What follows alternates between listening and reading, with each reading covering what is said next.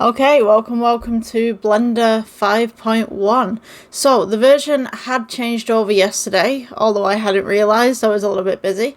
So, I thought today we might do some basic tutorials for any newbies that are new to Blender in general. And yeah, I think we could get along with some basic builds and then build ourselves up to something a little bit more advanced. I have been waiting for this version of Blender to come out for the last month, and as far as I knew that it was going to come out on the 1st of the third month being, yeah, and it didn't, and I was waiting for ages, and the beta version came out, and I thought, well, what am I going to do with that, because, it's probably got bugs and stuff. I don't want to be teaching stuff that's got bugs in it, so I kept with the old version, and now we're on Blender 5.1, so I hope you guys enjoy the tutorials, and yeah, enjoy! Okay, so welcome to the new Blender interface, or the samely kind of interface that we have. Now, there are certain things that have been changed about this program. We will go through those. I do see a few changes here at the bottom, where the timeline is. I'm just going to go ahead and just put mine back to 0. I was messing around with this, trying to get the screencast keys on, and voila, we have screencast keys. It took me about half an hour to try and find a download for this, because, you find when you get new version of Blender, the downloads don't really exist for it. So, yeah, until at least the first week or something like that, and someone will put something out there as a third party. So what I'm going to do is, let's go ahead and delete the default cube to begin with. So it's just a little delete note on your keyboard. Alternatively, you can right click and click delete at the bottom right here from this drop down menu. So let's go ahead and we will go to render, which is in the corner right here where my cursor is, if you can see that moving around. We'll switch the render engine from Eevee to cycles, and what we're going to do is let's go ahead and we'll add a cylinder in for this one. So just add at the top, mesh, and then we'll go down to cylinder. So once we've got this in, let's press G and we'll bring this up. To bring this up, you're going to go ahead and just hold in that center scroll right there. I'm just going to go ahead and just put those screencast keys back in so that we've got space. Okay, so with this, you want to go to the top left corner, and we're going to go into object mode and click edit mode. We'll take the base face right here, and we're going to go with faces, which will be next to the edit mode that you've just made, which is the third toggle across just before view. And we will go ahead and we're going to make a little light bulb right here. So I'm just going to go ahead and just grab this corner right here and just drag this across, and I'm going to press, let's go 1 for side view. And what I'm going to do is I'm going to go E for extrude, bring this outwards, so you can see that this has come outwards here, as such. Let's go S for scale, bring this across. We'll go E for extrude, and all we're going to do is just make a little bulb. Now, you can do this any kind of size that you want, any kind of shape that you want. I'm going to go for a little teardrop kind of shape. So just go E for extrude, S for scale, bring it in. E for extrude, and then S for scale, and don't forget to use the axes. If you use the Z axes, or the Z axes, as someone has corrected me with, we can go ahead and we can build things straight down. Because if we went for the y-axis, so say if I went G and I moved this and I went for the y-axis, which is this green one, we've now kind of got this weird shape going on. So we don't want that. So let's go Control Z to undo any mistakes that you've made. Let's go E for extrude. And then we'll go S for scale, just bring this in slightly, E for extrude, and then S for scale. And I'm just going to kind of do a little drop down right here and just round this off into a nice little bevel as such. Okay, so once we've got something like this, I'm going to go ahead and just take this top part. We're going to go G, bring this down, S for scale, bring this in just ever so slightly, E for extrude, scale this inwards just slightly, and then E for extrude and just bring this up. So this is going to be the base of my bulb. Let's go shade smooth. It's quite a unique bulb that I'm making. Let's go ahead and add in a plane. So you want to go mesh and plane where we were before. And let's go. So this orange line right here represents the plane that we have selected, and this is our little bulb. So the next thing we want to do is go to add at the top. You can go on either side, it's totally up to you.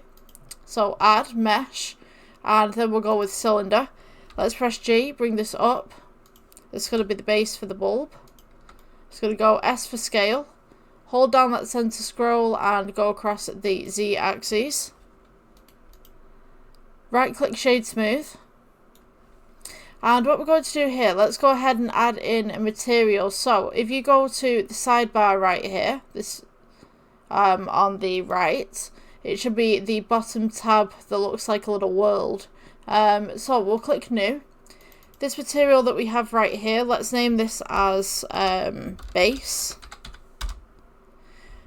Let's have this as kind of like a dark grey, kind of shiny but kind of out of the way. And then for the bulb itself right here, we're going to go with new. And you'll see that this material says 001. We'll change this to glass. And once we've got this glass right here, we're going to come down to the surface menu, go to Principal BSDF, and we'll go to Glass BSDF. Now you want to change down the roughness all the way to 0, so that when we actually render this, or at least we do part render at the moment. Oh, that's an interesting bug. There's still little bugs in there. Right, okay, so this is the full render. I was going to go on to viewport shading, but it's not working apparently. So this is the full render. We can see that we have a little bit of glass going on here, and we have the background right here. So now we need to add in a light, and I understand that there's a light here, but this is the default light, and we don't want this one. So let's go ahead and click this and click delete. So now we don't have a light in our scene. So what we're going to do is let's go back to the regular viewport shading. And what I'm going to do is let's go and take the space that we've made here. Let's go with Shift D. We're going to create a wire. So we're going to go S for scale. Scale it all the way up as far as you can go. So it's almost like a huge pole. And then you want to press S for scale, but don't put it to an axis. And just bring it down as such. So now we have this nice little lights. I'm just going to go ahead and add in the ceiling. Just about here. Let's go and add in. You could go with an icosphere if you wanted to. So you're going to go mesh, icosphere. Let's go with G, bring this up. I'm just going to squish this down and squish this up just a little bit. So we've kind of got this makeshift bulb going on. Right click shade smooth. Let's go with G, bring this in. Now, you can do one of two things here. You can either have the emission sat here, or you can kind of make some sort of oldie-worldy kind of bulb. So, what I'm going to do, I'm going to make these together, right next to each other. I'm going to go with toggle X-ray, which is at the top so you guys can see what's going on in between. And what we'll do is, I'm just going to box select this, Shift D, and I'll move this across to the opposing side so you guys can see what's going on. So what we're going to do with this one is we'll have a regular kind of bulb here, and then I'll do some detailing stuff in here. So if you wanted some basic detail, this one is probably for you. So we will go to new. You want to go with material, so this is going to be, I usually call them ME for emission. Let's go to Principal BSDF under the surface, and let's change that to emission. Should be the fourth one down. So now, when we turn this on, oh, it's working now. Great. So now when we turn this on, we can see that we have this nice little light going on the inside. You can go ahead and you can change and amend the colours to this if you'd like to.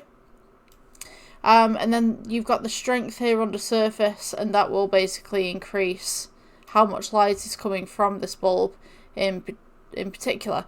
So I kind of like this design. It's kind of nice. It's just kind of chill. But I'm going to create kind of more of an oldie worldy style on this side. So let's go and take this one right here, which is the secondary one. I'm going to go ahead and scale this down and scale this up a little bit. Alpha rotates at 90 degrees. So now we have this sideways on this side. I'll just place this here so you guys can see. We'll go with G, we'll bring this down. This one currently doesn't have an emission, don't worry about it. Let's go with Shift D. Actually, you know what, I'm going to go with, let's take this. Let's go Shift D, bring this down. So this is the base. Let's go S for scale, bring this up, and then S for scale, bring this down. The idea is you want to make kind of like a rod within this. So let's get this one here with G on this side, and then this one here, Shift D to duplicate on this side. So now we need a little emission here, so let's go with new. We'll call this ME2. Let's go principal BSDF, go to the emission. I'm going to change the tone on this one just slightly so you can see the difference. And let's go with our render at the end right here, which are all at the top right here. Let's just turn this up slightly. So now this is kind of like an oldie worldy style, but I think the glass kind of pulls it outwards a little bit. It does distort it. So if that's the case on yours, all you need to do really, just box select everything, double click the bulb, S for scale, bring it in. Just ever so slightly, and that should stop some of the distortion. So now we have these two very different bulbs, very different, well, same style, but very different kind of lighting system. I personally like the one on the right, because there's just so much more emission coming out compared to the one on the left. Now, you could argue that the one on the left, the emission's down a little bit, so we could up the emission if you wanted to. But I just find this one kind of looks a little bit more cartoony and this one looks a little bit more realistic, but I feel that this one on the right has more punch, if that makes any sense. So, I mean, I'm going to pull up the emission as far as I can. We're in the thousands now, 1,319, compared to its counterpart, which is, if I can get hold of it, whoa, 1,319. This one is 275.400. So, I mean, the one on the left's got more aesthetics to it, and this is more cartoon on the right. But I think that the right has got more punch than the left one does. So yeah, I guess it's down to design, really, down to what you would like. If I had to choose one, I'd probably go with the left. It looks nicer now. I've kind of turned it up a little bit. Yeah, I think that's pretty cool. If you guys like this tutorial, please subscribe, because I'm trying to get there. Up to a little YouTube partnership. I'm a couple of 100 watch hours off. So hopefully, fingers crossed. So yeah, if you guys enjoyed, please like, subscribe, and I will see you in the next one. Bye bye. If you're interested in anything past Blender, I'm also a published author. I write novels, I write puzzle books, self-help books, all that kind of stuff. I don't have many copies with me at the moment to show you guys, but I have plenty on my Amazon that you can explore, and I also have plenty on my Google accounts that you can explore. Yeah, so if you like this tutorial, please like, subscribe, and I will see you in the next one. Have a great day.